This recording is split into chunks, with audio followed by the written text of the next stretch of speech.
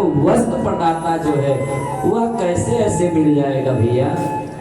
बहुत त्याग करना पड़ेगा, बहुत तपस्या करना पड़ेगा, तब परमेश्वर की प्राप्ति होगी। हाथ जोड़ करके कहते हैं प्रभु आपको अगर देना ही है तो विवत्स करण युतमे समेवरो। हे नारायण, हे कृपा के दयाल कृपा सागर प्रभु, अगर आप देना ही चाहते हैं तो मुझे 10,000 कान दीजिए। एक बात बताओ, चाहते तो पृथ्वी जी महाराज सारे सुख ऐश्वर्य धन संपत्ति सब मान सकते थे, लेकिन मांगा भी तो क्या? 10,000 कान मांगा। क्यों? ये 2 कान है। 2 कान से क्या होता है? एक कान से लोग सुनते हैं, एक कान से निकाल देते हैं। 1000 कान मांगा कि चाह करके अगर एक से सुनेंगे दूसरे से निकालेंगे तो तीसरे में वह बात रुकी रहेगी। बोली भक्तवत्सल भगवान की। क्या मांगे? भगवान से मांगना भक्ति नहीं, समर्पित कर देना भक्ति है। महाराज आज पृथ्वी जी महाराज प्रणाम करते हैं, हरि अंतर ध्यान होते हैं। एक दिन की बात है, महाराज पृथु अपने राज्य की शोभा को बढ़ा रहे हैं, बड़े आनंद के साथ राज्य कर रहे हैं। ध्यान से सुने सब लोग, बड़े आनंद के साथ राज्य की व्यवस्था को देख रहे हैं। सनकादिक आते हैं एक दिन और उन सनकादिकों से हाथ जोड़ करके पृथ्वी जी महाराज कहते हैं हे प्रभु, साधवों की कुशलता तो पूछनी नहीं चाहिए, कुशलता उनकी पूछना चाहिए जिनके जीवन में सुख दुख इत्यादि लगा है। संत कभी दुखित नहीं होता है, वो सदैव केवल एक ही धन में अपने मन को रमाता है। हमारो धन राधा श्री राधा श्री राधा, ब्रजरास दुलारी राधा श्री राधा श्री राधा, संतों के प्यारे राधा राधा राधा राधा राधा, विश्वभानु दुलारे राधा राधा राधा राधा राधा, हमारो प्यारी राधा श्री राधा श्री राधा, संतों की प्यारी राधा श्री राधा श्री राधा। तो हम आपकी कुशलता क्यों पूछें? क्योंकि आपके पास तो हरि नाम का धन पहले से संचित है। कृपा करके ये बताइए कि व्यक्ति के जीवन में आप जैसे संतों का आगमन कब होता है? सनकादिक कहते हैं कि हे पृथ्वी जी महाराज, ईश्वर की कृपा जब हो जाए तब जाकर के ब्रह्म का साक्षात्कार होता है और उसके पहले संतों का मिलन हो जाता है। और व्यालाय यद्रुमातैप्य रिक्ताखिल संपदा यद्वस्ते सपादिया पादतीर्थ विवर्जता। समस्त शास्त्रों का सार क्या है? कृपा करके आप हमें बतावें। संगाति कहते हैं राजन, शास्त्रो स्वीयानेन सुनिश्चितो नृणाम। हे राजन, क्षेमं शाद्रग विमृशेषु हेतु असंख्य आत्मत्वव्यक्तिं आत्मनि दृढ़ारते ब्रह्मणिने गुणैर्वा। समस्त शास्त्रों का मंथन करने के बाद एक ही तात्पर्य निकलता है, व्यक्ति के अंदर ज्ञान कितना है। जैसे हम 18 पुराणों को अपने जिह्वा पर रखते हैं, सब कंठस्थ है, लेकिन हृदय में ज्ञानता फैली हुई है। तो 18 पुराण याद कर लेना यही ज्ञान है? नहीं, उस पुराण के एक एक वाक्यों को आपके अंदर स्फुटित होना ही सबसे बड़ा ज्ञान है। पुराण की वाक्यों को बताने से पहले स्वयं उस पर चलना, मार्ग जानने से पहले उस पर चलना, बताने से पहले उस पर जलना, यही ज्ञान है। महाराज शंकादिक समझाते हैं, खूब उपदेश किया। शंकादिक कहते हैं, हे पृथु जी, प्राणाधारा सुतो ब्रह्मन् गृहश्च सपरिच्छदं राज्यं बलं महीं कोश इति सर्वं निवेदितम्। हे पृथु जी, जैसे आप भगवान के साक्षात्कार करने के बाद आपके अंदर गंगा जमुना की तरह समस्त ज्ञान बहने लगी है, उसी तरह से उस ज्ञान का प्रयोग हर जीव के अंदर करना। और अब हम चलते हैं, हमें आज्ञा दीजिए। पृथु जी महाराज कहते हैं, प्रभु ब्राह्मण और संत दरवाजे पर आ जाए तो बिना दक्षिणा के, बिना सेवा के उनको विदा नहीं करनी चाहिए। अतः प्रभु ये सब कुछ आपका है, आपको जो इच्छा हो आप ले लीजिए। महाराज शंकादिक कहते हैं, हे पृथु जी, जब आपने मुझे समर्पित कर ही दिया है तो ये मेरा हो गया है, तो अब मैं पुनः आपको यह समर्पित करता हूँ। आप हमारे अमानत की रक्षा करना, चूंकि गुरु सदैव बड़ा होता है, शिष्य कुछ भी हो जाए गुरु के आगे वह छोटा ही रहता है। तो सर्व न्यौछावर की भाग्य होना चाहिए, भाव होना चाहिए, और गुरु के भी अंदर लालच नहीं होना चाहिए। ये नहीं किसी से क्या आए हैं, किसी से करोड़पति है तो करोड़ रुपया रख करके हम पीछे चले, नहीं। सता नाम संतोषणम कारणम इति हेतवः। गुरु और शिष्य दोनों को संतोषी होना चाहिए। शिष्य गुरु के लिए सर्वस्व न्यौछावर करना होना चाहिए, न्यौछावर करने वाला होना चाहिए, और गुरु सब कुछ पा करके उसका त्याग करने वाला होना चाहिए। बार बार समझाते हैं और जाते हैं। एक दिन की बात है, इन्हीं ध्रुव जी के वंश में महाराज प्राचीन बरही हुए, जो बड़े ही धर्मात्मा थे। यज्ञ में ब्राह्मणों के कहने पर पशुओं की बलि देते थे। एक दिन की बात है, नारद जी उन प्राचीन बरही से मिलने आए। जो ही मिलने आते हैं, नारद जी देखते हैं कि ये रोजाना न जाने कितने पशुओं का संहार कर डाले, बलि कर डाले, बलि दे डाले। नारद जी आते हैं, समझाते हैं कि हे राजन, वो देखो ऊपर, देखो ऊपर। जो ही ऊपर देखते हैं तो जिन जिन जीवों को प्राचीन बरही ने मारा था, वह जीव उस प्राचीन बरही राजा का इंतजार कर रहे थे। क्यों? ऋचा कर गल तुम काटे हो, सो गल काटे तुम्हारा।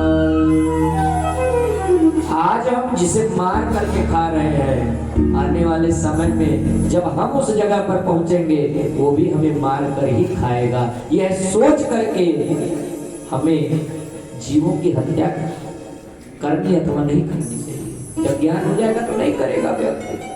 तो ये प्राचीन बरही, जाकर गल तुम काटे हो, सौ गल काटे तुम्हारा। देख लो, सब देख लो, आकाश में तुम्हारा इंतजार कर रहा है। जिस दिन तुम मरोगे, यहाँ से जाओगे, तो वहां भी तुमको उसी तरह काटा जाएगा जिस तरह से तुमने यहाँ इनको काटा है।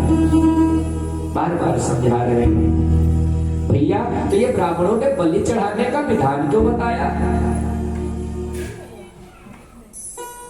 हे प्राचीन बरही, बलि का विधान इस नाते बताया ताकि रोज जो जीव कटते हैं वह कटने बंद हो जाए। अब तो बलि को व्यवसाय बना लिया सबने, घर से तैयारी कर करके चलने लगे। सब जाते हैं, कटवा करके पैक करवा करके पहुंच जाते हैं मंदिर पे, बलि चढ़ाना है। अरे भाई, इस नाते कहा गया कि भाई बलि जब चढ़ेगा तो एक यज्ञ में एक बलि होगी, जीवों की हत्या कम हो जाएगी, इस नाते रोका गया। एक गुरु जी थे, उनका एक शिष्य था और वो शिष्य खूब बीड़ी पीता था, इतना बीड़ी पीता था। गुरुजी के पास रोज 50 लोग शिकायत लेके पहुंचते थे, गुरुजी वो आपका शिष्य जो है ना खूब बीड़ी पीता है। गुरुजी रोज शिष्य की बातें सुन करके, भाई शिष्य है अपना शिष्य तो थोड़ा सा लज्जा आएगी, बार बार समझाते हैं पुत्र ये नहीं करना चाहिए, बीड़ी पीना गलत बात है, बार बार समझाते हैं। जब जान गए कि अब यह शिष्य मानने वाला नहीं है तो उसको उपदेश करते, हे पुत्र अब तुम रोजाना बीड़ी छोड़ करके रविवार को बीड़ी पीना, रविवार को बीड़ी पीना। अब शिष्य 7 दिन में 6 दिन बीड़ी पीना बंद कर दिया। अब रविवार को जो है 50 लोगों को आओ आओ आओ, आज बीड़ी पीने का बहुत अच्छा मुहूर्त है। खूब बीड़ी पीता था, दिन भर बीड़ी पीता था। फिर शिकायत पहुंचा, गुरुजी आपका शिष्य अभी तक तो अकेले पीता था, अब कई लोगों को बुला करके पी रहा है। तो गुरुजी का कहने का तात्पर्य ये था कि हफ्ते में अगर पिएगा तो धीरे धीरे छूट जाएगा। अब ये तो नियम बना लिया कि रविवार को शुभ मुहूर्त होता है बीड़ी पीने का, बीड़ी पिया जाता है। तो महाराज वेदों ने कह दिया कि हिंसा करना पाप है। वेद के पुस्तक में कहीं लिखा हुआ था कि वेद पढ़ना पाप है। अब एक व्यक्ति उसको लेकर के दौड़ रहा, देखो भैया वेद पढ़ना पाप है, नहीं पढ़ना चाहिए, वेद पढ़ना पाप है। एक ने कहा है सुनो सुनो सुनो क्या लिखा है, वेद पढ़ना पाप है। फिर उसी पृष्ठ के एकदम नीचे लिखा था कि अशौचावस्था में वेद पढ़ना पाप है। हमें लाइन पूरा पढ़ना चाहिए कि नहीं, क्या लिखा है क्या नहीं लिखा है। प्रश्न के मध्य में ही उत्तर सदैव विराजमान होता है, केवल खोजना पड़ता है। तो लिखा हुआ है कि अशौच अवस्था में वेद पढ़ना पाप है, परोक्षवादो वेदोयम बालानाम उत्तरा, तो उसको ध्यान देना है। तो अर्थ का अनर्थ जब लोग कर देते हैं, इस नाते नियम बनाया गया कि यज्ञ में एक जीव की हत्या होगी, उस नियम को ताक पर लग करके आज घर घर हत्या हो रही है।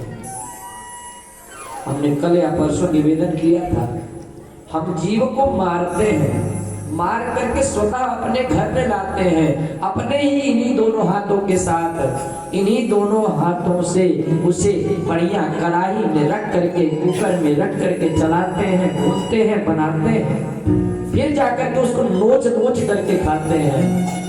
तो भैया वो शमशान घाट है ना, वही मरने के बाद व्यक्ति कहाँ जाता है, शमशान घाट। और मार करके जीव जला रहा अपने घर में, घर का हुआ कि नहीं हुआ, गलती हुई तो माफ करना सब है, शमशान घाट हुआ। और उस शमशान घाट में रह करके कोई सुखी नहीं हो सकता है। बोली भक्तवत्सल भगवान की। खाना न खाना अलग की बात है, मैं नहीं कहूंगा कि मत खाओ, हमरे कहले से कोई फर्क नहीं पड़े वाला।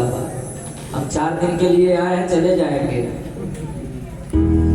कहने का तात्पर्य है जब हम अपने घर पर ला करके, मार करके, काट करके, नोच करके खा रहे हैं, हमारा घर शमशान हो जाएगा, हमारा घर शमशान हो जाएगा।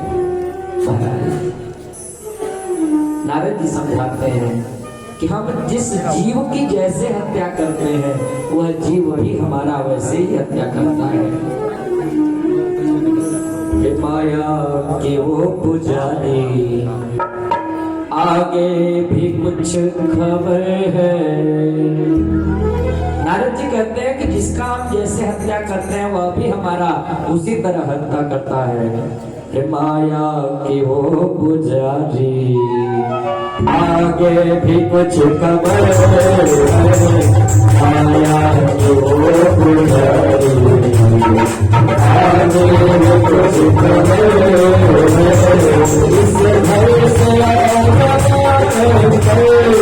इस घर से इस घर से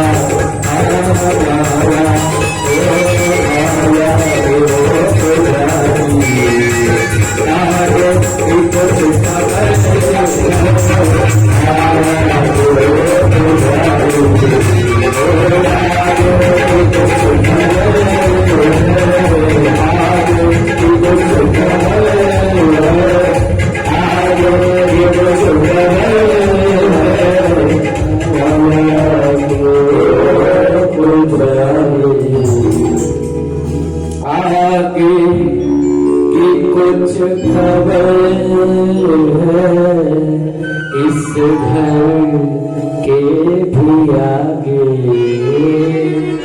इस घर के भी आगे एक दूसरा फिगर है माया के ओ पुजारी। खूब समझाते हैं प्राचीन बरही को।